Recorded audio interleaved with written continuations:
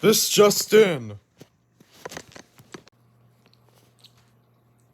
Um, I just found out that Gateway Records' "Baby Crying" is actually not the extended version of the Elektra Records' "Baby Crying" sound effect, but but this sound effect with the Major Records Thomas J. Valentino "Baby Crying" sound effect placed after this effect.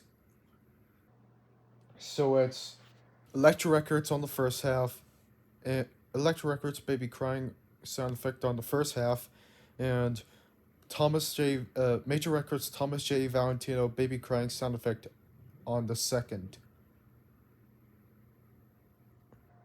Or it's one Elektra on one half and Major Records on the other.